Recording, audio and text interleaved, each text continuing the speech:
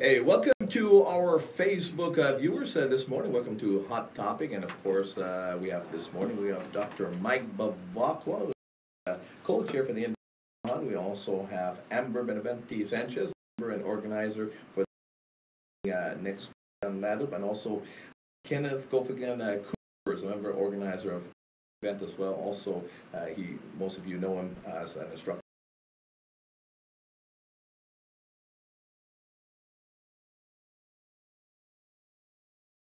Welcome.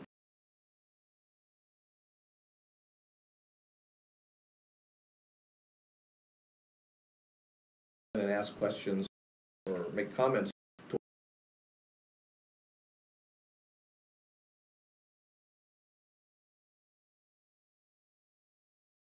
A week from yesterday, actually.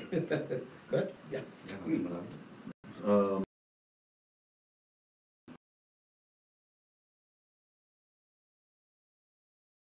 YG concert, Nalala Songs of Freedom, Okay. Gi Adelu, Uh, 2 to 5, July 4th. Matis is team, Matis. So, if you want to come out and spend July 4th with us, it's going to be an amazing concert.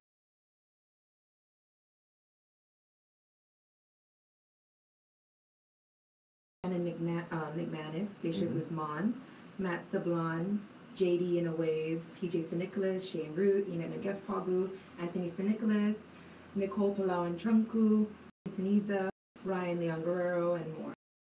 Now, Doc, we talked about this on Monday. The significance, July 4th, of course, is celebrating, it's the actually U.S. independence, basically Independence Day, right? Significance, and it just happened to be, or no, coincided with it. It's very intentional. Okay, okay. I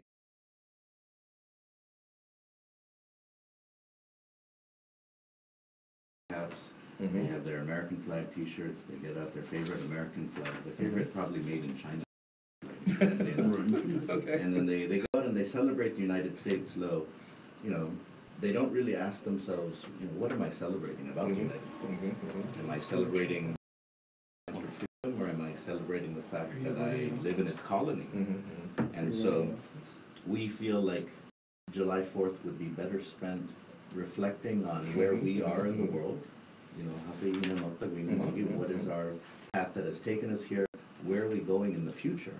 Rather than celebrating the path that the United States has taken, looking at ourselves and what we need to do to get us to that same point, or where one day we can celebrate our own Independence Day. Or okay, that is Go ahead. I'm sorry. Oh, that's really the rationale behind. Look at our calendar each year.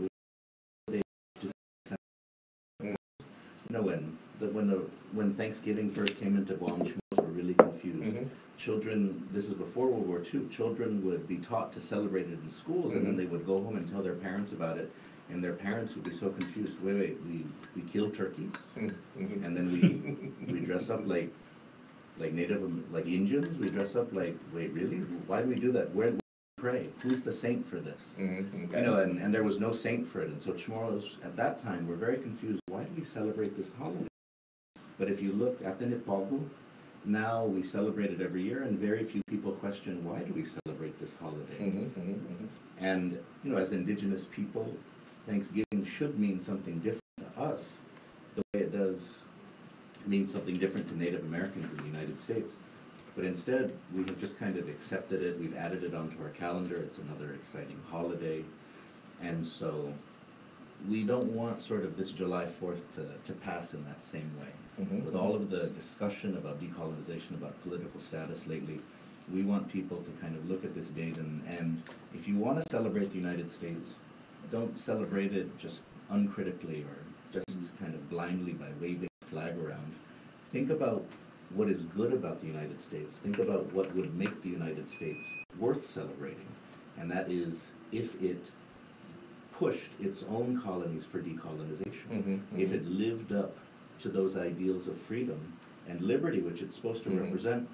But if you look, we've been a possession, a colony of the United States for more than 100 years. If the United States was a real sort of bastion of freedom and democracy, then a long time ago they would have said, hey, you know what? Isn't this very, very hypocritical that we have these colonies? You know, I imagine a bunch of senators saying, hey, Par, isn't this wrong? Hey, Prim, yeah, Prim, we got to get rid of these colonies. Shouldn't, I mean, what would George Washington say? Well, I mean, George Washington might be a total racist if he today, but given the history of the United States, But he would have now, legalized medicinal marijuana. according to the memes on my Facebook, they all hung out with Bob Marley's great they were mentors of Bob Marley. Oh yes, they were all natural health. But so, you know, it goes back. The United States is this started with this promise of freedom, but it's always limited by the prejudices that it has. So what the founding fathers said is great. If you read what John Adams said, what Samuel Adams, Thomas Jefferson said, it sounds a lot like what Angel Santos said. Actually, when you look back at the founding fathers, I mean, when you go back, you know, when you look back at some of the things that we fought for, you know, in Guam, in getting again the rights like other maybe 50 states do. They say the founding fathers, this is not what they meant, but in the creation of the Constitution, you know, in moving away from the control being colonized by England, you know, they wanted to stop the colonization. They wanted to stop it. And I don't think the founding fathers at the time wanted to now do what had been done to them. No, I mean, just on the surface of it, absolutely not. Yeah. I mean, if you look at what the framers of the Constitution were complaining about, it sounds very similar to the security clearance that used to be on Guam in the 50s and 60s. Yeah. It sounds very similar to the that infamous Jones Act. The Jones. It sounds very infamous. I know you look at what Eddie Calvo has said recently about the H-2 worker situation. That's the type of stuff that they complained about back in that day, is that somebody thousands of miles away controls the basic parts of our economy, and they can pass a law, they can make a decision which can cripple us, and we're just supposed to sit here and take it. Yeah. For the sake of course, for taping for TV, we're going to take a quick break. Just a pause to the commercial. And we're back. Thank you for that. But anyway, Ember, you had mentioned the whole lineup of the names of the artists that are going to be performing. Not only these musicians, but folks that will be reciting poetry as well. Now, you're saying basically the theme. So you know, a lot of these artists we know them, either we went to school with them or we're followers of their music and the type of music they play. But you said they're going to be performing and reciting poetry based on the theme. Yeah. And so are these again originals that they're going to be doing, or? I'm not. Ken is in charge of the lineup. I'm not too sure if they're going to do a cover and then an original. Okay. But we left that up to their discretion. Yeah, so some performers will be performing originals. But then we have, for example, Mutato, who's going to perform. They produced some video on Facebook of Green Revolution by Johnny Sablon. Sure. So he'll be coming and playing that. And then, you know, Amber's dad's band, Chamorro, we have some people who want to cover some of their songs, you know, as well, that performing awesome original poetry. You know, so it's really awesome to see the legacy of music being passed on to the younger generations and then playing those songs, covers, and producing their own original music and poetry as well. Yeah. So it's an event for the family. It's an event, and hopefully someone can be inspired to create further, you know, whether it be critically oriented music, more music, sort of the message that we hope to inspire.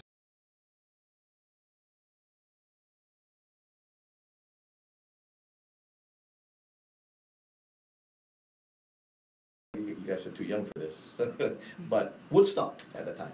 When Woodstock, they got together. There was a theme. There was a movement. There was a movement, and whether you liked it or not, there was a movement that could not be ignored. You guys have a movement as well that is not to be ignored. And so when you're basing the poetry, you're basing the music around that theme of a movement and enhancement of that, again, coming together, this is a very mini version of a Woodstock. We have the Chamorro Jimi Hendrix. It's very true. in every movement, art always plays a central role. And oftentimes in history, they don't give it as much credit. They don't give like sort of the songs of sort of the civil rights movement or the song. Well, I mean, the songs of the 60s, yeah, Jimi Hendrix and them, they get a lot of credit. But the artists really reach people in ways that you can't reach by simply talking to them. Like if you have a bunch of people in a room and you tell them, this is the revolution, this is what we're going to do, Esti Guinefita, you know, you'll reach a couple people in that room. But if you play a song, the song has a way of sort of touching people in ways that they don't even realize. Just like how, you know, I have the song Despacito in my head like a week. I can't remove it from my head, and I want Puerto Rican independence and all of these things because that song won't leave my head. And so it's the sometimes frustrating but also profound power of music. You know, earlier in the week I watched the CNN United Shades of America, you know, and the Puerto Rican movement basically was covered on that. And Guam was mentioned basically on all these territories that are in the United States that could not vote, and even the host said that's really ridiculous, you know. So yeah, as you said, ridiculous. But you know what? We have some callers that want to get on and ask some questions, and we've been talking about this yesterday. So either the event or the independent Guahan movement, we have the questions. So callers, again, please ask your question and or comment. Does not take a long time to do so, and hang up and they'll answer it while you're off air. Let's go to line number 1. You're on the air. Line 1. Buenas. Buenas, Center. Oh yes, sir. Can you state your comment or question, brother, really quick? Yes, I want to ask Professor Bevaka. Bavakwa, yes. I want to ask him, can he guarantee the people of Guam that their needs will be taken care of? In other words, will we have a fair government, or are we going to have a selfish select care government? Okay. Thank you very much. Appreciate your call. Okay, so there you go. Oh yeah, actually in our last in our last village meeting in the village of Malesu, we actually discussed that very topic, where we presented different, we looked at sort of the most transparent and the least corrupt governments in the world, places such as the Nordic democracies, New Zealand, Singapore, Costa Rica, and we looked at what they had done in order to decrease the amount of corruption in their countries and increase prosperity. And it's very fascinating because, you know, we look at our system here, and our system is basically, you know, what the United States wrote for us in the Organic Act, and then Guanabiay, you know, we asked them to change a little bit here and there, but really the struggle against corruption never ends. There's always the possibility for it. Decreasing corruption it depends on your ability to basically shift your focus, change the requirements for public service, for government service, sort of write laws to close loopholes and so on.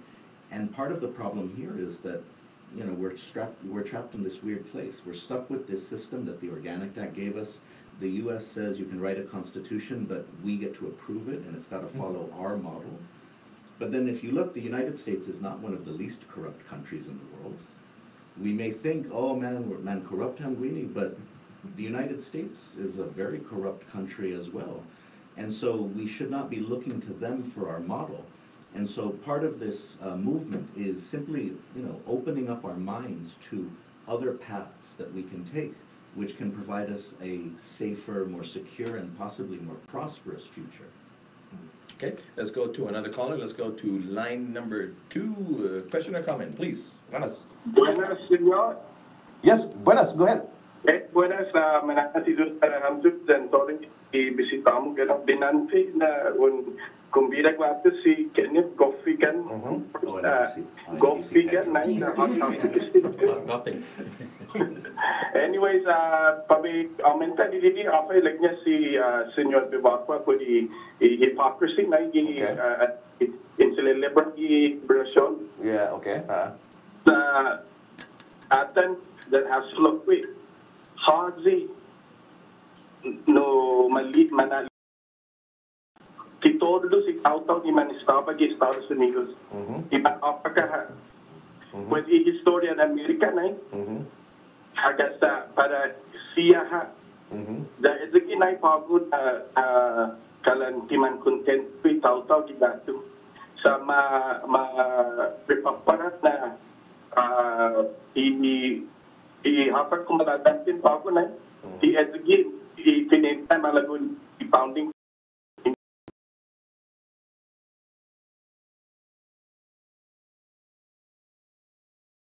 pakita.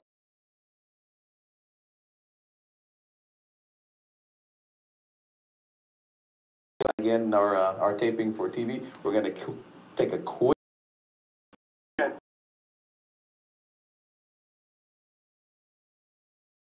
Ginala ko na mahahaso na si content pa ako sa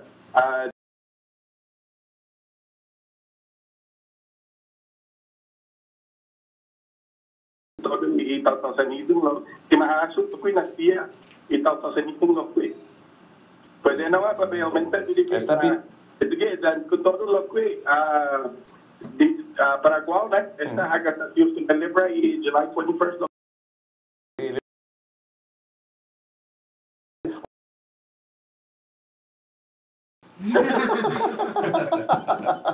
Mapenti ka do. Mapenti ka do. Está lona na usted? Está yung para talonan para tinola. Tinola. Nasya pues tinola. There we go.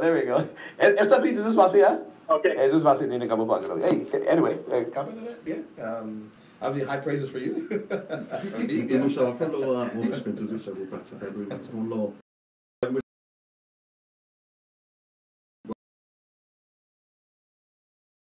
Dita atan istap ulit ka ta pa sa tabi para na man man mohok siya lokal pa ko sa ti tasasangan na ti zata na yung kono siya lo masasangan na fran wow otso na maulik na stap ulit ka para hita na debilita ta de CD hafa malagota sa hita lapmon energy na Tamano to opis ti mananata. So tunga gi ani maklu look okay mananata siya no ani liberation yun gracias a Dios mamma taman hagwe esti Americano sa ichota nen tugini no gitaw no pues edi pago sa you don't hear that as often anymore but years ago you maningrato why are we going to be ungrateful now to do that? But I'm sure you're hearing pockets of that now at this point. In regard maningrato, we're ungrateful for all this. So how do we answer our elders who went through that and we didn't? We're the descendants. So how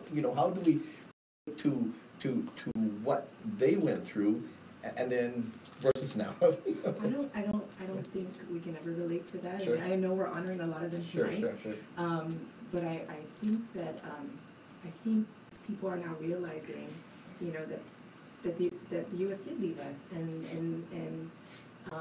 like what Ken and Pedro was saying, jump in here. I think people are being more conscious about what had happened. I don't know so much as our uncles, our iman uncles, but it's a good thing now that they are now looking at what had happened during that time. Sure. I mean, I think you have to think about this. It's kind of like let's say you're having trouble with something in your house. Maybe somebody comes over and they refuse to leave. So you call your friend and you say, "Can you help me get rid of this guy?" And then they come over, they help you, and then you feel, "Man, you know what? I really owe you for that." And so you buy them lunch once. Come back and they say, "Hey, I brought some of my friends. I brought 8,000 of my friends from Okinawa. How about you buy all of them lunch?" And then you're like, "Wow, I mean, I really appreciate what you did, but I don't think that I should be bound to whatever you want forever because of how you helped me." That's not a good relationship. That's a bad relationship. If your therapist should tell you to leave that So I'm in debt. relationship. I'm in debt forever, right? I'm in debt forever. So that's the problem. So there are liberation days celebrated around the world when a conflict ends. The French celebrate their liberation from the Germans. The Kuwaitis celebrate their liberation from the Iraqis. But then they don't feel that they are eternally indebted to the United States. They feel that we can be allies with you, we can help each other out, but it doesn't mean that forever I am beneath you and beholden to your interests. And so that's why taking a look at Independence Day and Liberation Day, Gwinigizagwahan, is very important, because right now we have a very unhealthy relationship with the United States, where we may wave the flags and feel very excited about the possibilities, and they may not know who we are. It's if your friend had that type of relationship with somebody where they are pouring their heart out to somebody, and then this dude is like, "Oh, Lanyo Habziho, bro, Talo, who are you again?" Well, a good example of some here, of course, here is, I mean, you know, we're always touted as very loyal, very patriotic citizens of Guam, right? I mean, I just got one of the veterans that just called us before you guys came in here regarding the treatment of veterans, and we know nationwide that they're ill-treated, okay? But when you're in Guam, and so it's even worse. As the probably most patriotic place, most loyal place, you're getting the worst treatment. So again, it's bad nationwide. Even worse when you come to Guam, and as the veterans say, when they go to Hawaii, they tell them, "Well, I'm sorry, I'm sorry," and that's all it is. And but there are no answers to making the system better. Yeah, I would say that, you know, it's a big problem. It's very problematic that is the case, because, you know, you have people growing up really believing that, you know, they are part of the United States and feel that, and then they go out and fight, and you know, you've had the experience of some people where they sort of became disillusioned when they went out and fought for a cause they really believed in, the concepts of freedom, democracy, equality, and then they come back to Guam and they see that isn't necessarily applied here by the same country that they were fighting for. And in regards to veteran care, you know, it's similar. It's wow, you have a place that is filled with a lot of people who are fervently patriotic, and they come back and they're mistreated. And going back to an earlier point, I just want to recognize that, you know, we're talking about relationships and one of, you know, subservience. But it's interesting to say that who is one of the United States' biggest allies today is the United Kingdom, the former colonizer. So it doesn't equate to it being, we're not going to have this really love-hate relationship. You know, there can be something fruitful to come out. As a matter of fact, I think the UK just voted. As a matter of fact, the UK just voted recently to exit from being together. They want to be independent again from everybody else. What's it called? Brexit. Yeah, Brexit. Hey, Brexit. We're going to take a quick break again and just say, no, this is it, right? This is it. Okay, for the Facebook viewers again, thank you very much for tuning in with us this week. So adios again to Dr. Mike, si Amber, and also Kenneth. Again, this is for next Tuesday, July 4th, down at the field right in front of the governor's office down in Nalala, right? Okay, yeah. But can you guys stay on? We're going to be talking. We're still going to be on air here. But anyway, thank you very much.